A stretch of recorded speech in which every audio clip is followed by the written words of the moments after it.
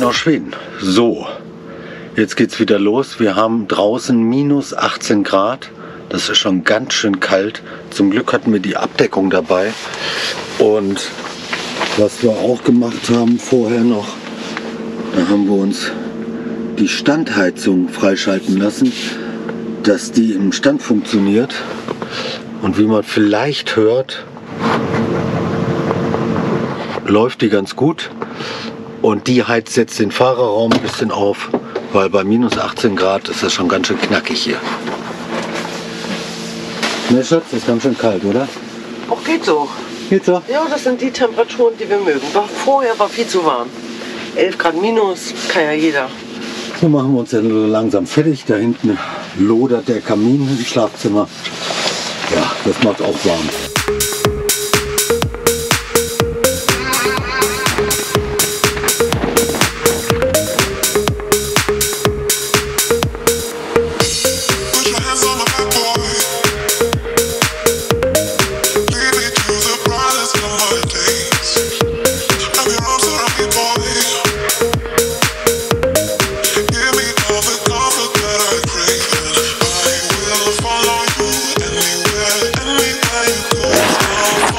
Gib Wasser. Wasser. Wasser, Wasser, Wasser. Füllen wir noch ein bisschen Wasser auf. Wir haben hier so einen wunderbaren Kanister. Und hier oben ist so ein Ausgießer.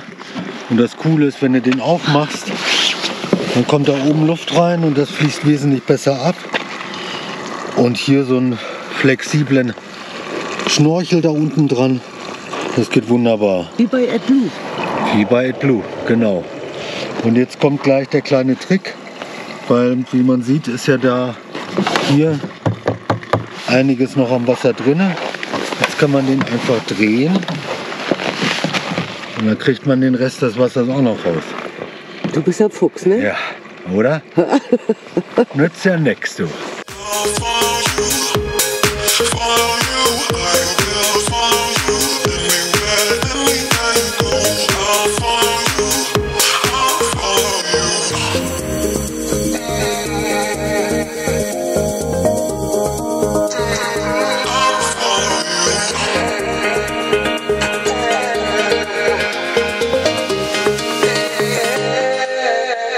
Tolle Landschaft bei der Fahrt hier.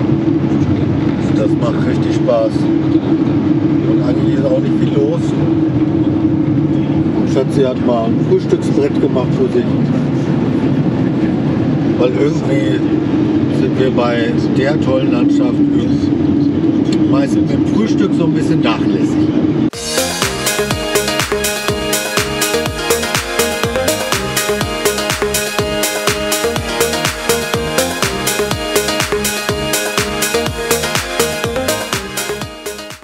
So, da ist der Willi und hier ist in der Tat Mercedes. Weil seit heute Morgen fährt der Sprinter irgendwie nur noch 70, aber auch nur auf gerader Strecke, sobald es ein bisschen bergauf geht. Also wir reden hier von 2%, wenn überhaupt, geht er auf 25 km/h runter. Und da hier an der Straße, wo wir lang mussten, ein Benz-Partner ist, haben wir gedacht, halten wir hier mal an und Chris fragt mal, was es sein könnte, weil der läuft auch nicht wirklich auf Temperatur. Irgendwie ist das Ding ganz schön kalt. So bei 80 Grad hört auf und ja, ich glaube, man braucht 90 Grad, um dass der Sprit vernünftig mit Luft angereichert und verbrannt werden kann. Aber das ist Frauentheorie. So, jetzt haben wir die Lösung, oder besser gesagt, wahrscheinlich die Lösung. Es liegt wohl daran, dass man unbedingt Winterdiesel tanken muss. MK1 hat der gute Mann mir gesagt bei Benz. Ein Schwede, der sehr langsam gesprochen hat.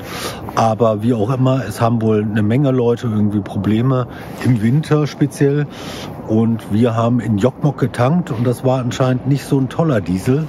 Und deswegen werden wir uns hier gleich bei einer Shell-Station, die hier direkt am Benzhändler ist, MK1-Sprit besorgen, beziehungsweise MK1-Diesel. Und dementsprechend hoffen wir dann, dass die Mühle wieder ein bisschen auf Temperatur kommt und wieder Drehmoment kriegt und ordentlich Leistung bringt, weil so auf die Art und Weise brauchen wir noch ein paar Tage, bis wir zu Hause sind. Oder ein paar Wochen, besser gesagt.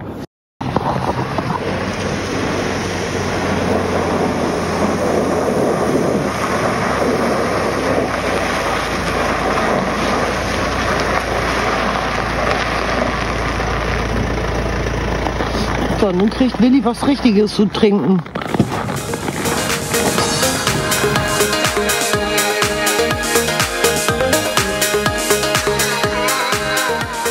Bei der Werkstatt hatte ich mir schon rausgesucht, einen Platz wunderbar an einem Wasserfall.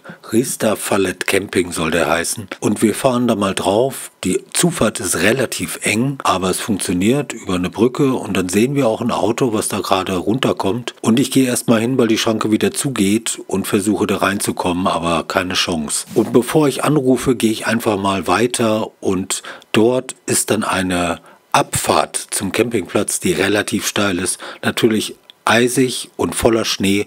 Also es macht gar keinen Sinn, da noch weiter runterzufahren, weil ich habe Angst, dass wir irgendwie da nicht wieder raufkommen am nächsten Tag. Und deswegen beraten wir uns und entscheiden uns dann letztendlich doch nicht darauf zu fahren, sondern weiter zu gucken. Als wir also wieder umgedreht sind, fällt mir irgendwie auf, der Willi ist ein bisschen niedrig und irgendwie quietschen auch anscheinend die Luftbälge vom Luftfahrwerk. Und in der Tat, das Ding ist nicht wirklich gut. Also machen wir uns weiter auf den Weg und ich versuche mal zwischendurch eine Werkstatt irgendwie zu organisieren.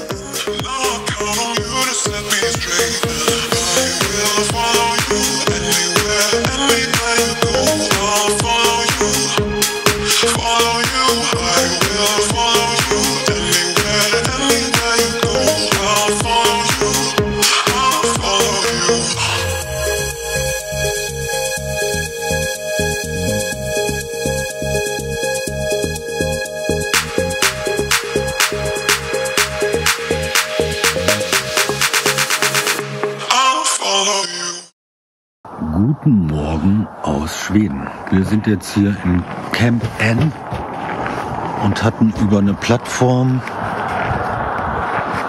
Camp Info und diverse andere Plattformen geguckt und das sollte offen sein hier.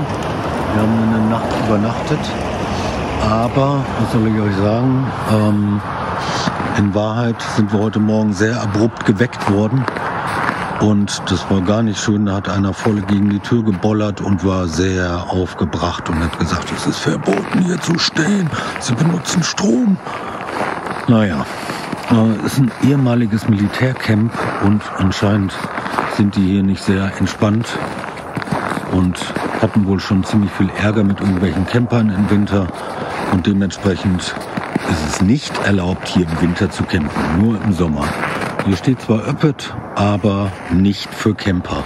Also ganz wichtig, fahrt hier nicht in im Winter, das macht keinen Spaß.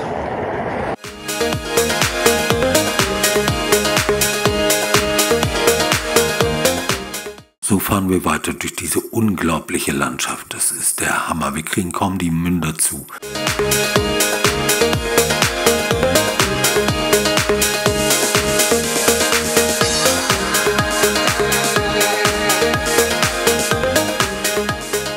Weiter geht's. Über einen heftigen Pass müssen wir noch rüber. Und eine Werkstatt habe ich auch schon gefunden. Aber ein paar Kilometer sind das noch. Also bleibt dran. Bis dahin.